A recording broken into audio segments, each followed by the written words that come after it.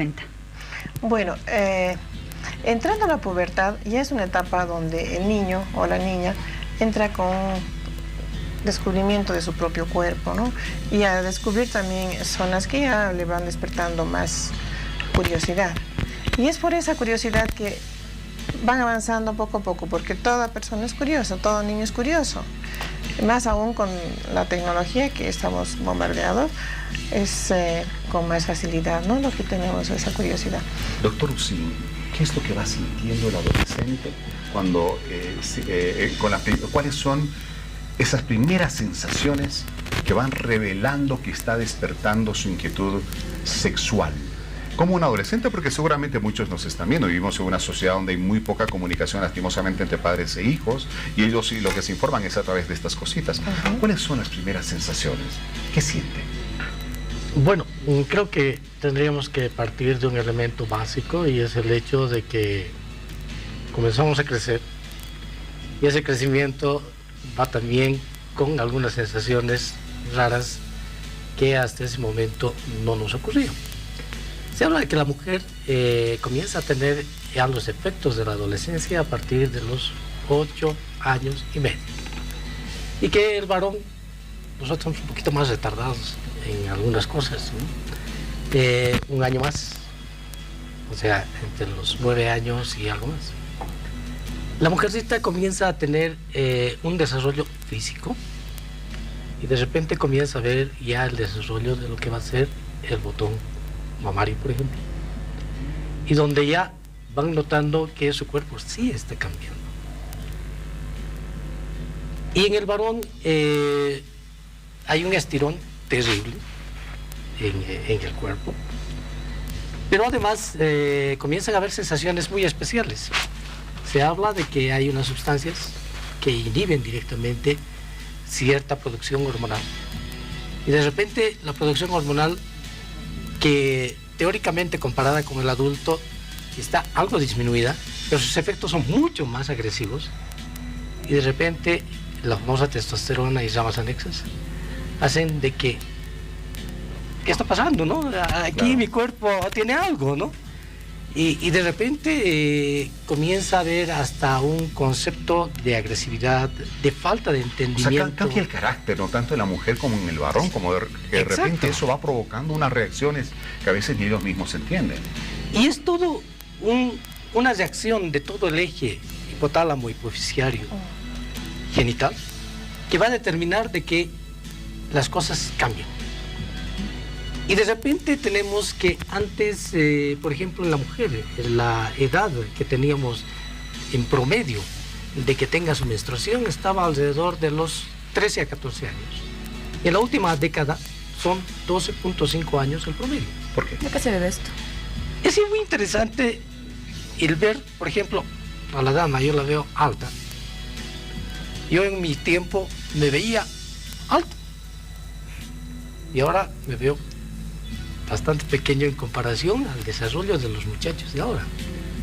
¿Qué implica eso? Eso implica de que sí ha cambiado el aspecto nutricional, las vacunas, el trato mismo, el desarrollo de que usted hablaba sobre la tecnología actual, hace de que el cerebro comience a hacer conexiones nuevas en todo. De repente son muchachos mucho más despiertos, de reacciones mucho más rápidas. Y esta es la época donde antes nosotros los adultos les enseñábamos. Muchos papás ahora me van a decir cuántas veces se ha acercado el chiquito. De hecho, papá, no se maneja así la computadora, se hace así. Y se lo arma todo el programa. Sí, son ellos lo que enseñan ahora los papás. Ahora ellos. Doctor, tomando en cuenta todos estos cambios fisiológicos que comienzan a experimentar tanto las mujercitas como los varoncitos en la etapa de la adolescencia, las curiosidades que surgen respecto a la sexualidad e incluso tomando en cuenta el punto de la tecnología, ¿cuál sería la edad ideal en la cual los padres tendrían que comenzar a preocuparse por comenzar a orientar sexualmente a sus niños que se están convirtiendo en adolescentes? Es la pregunta siempre que se nos ha hecho, ¿no?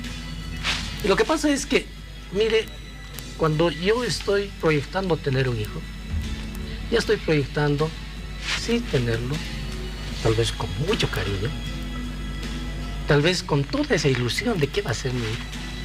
Y cuando nace, ese niño ya tiene todo un componente incluso de cariño que yo ya le he dado a mi hijo.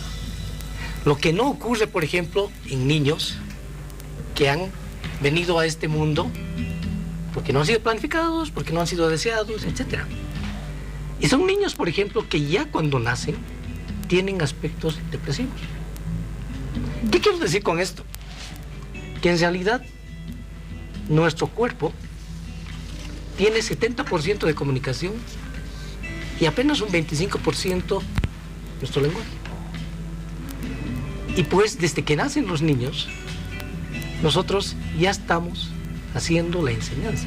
Lo van sintiendo todas esas vibraciones, claro, de su entorno, para ellos hay mensajes. Incluso fíjese ahí que si hay una mujer embarazada y tiene relaciones coitales ahora, todo el influjo hormonal, las muestras de cariño y tantas cosas, le llegan al niño a través de la sangre, porque esa sangre está sintiendo la madre con toda esa química que llega también al niño que está dentro del útero.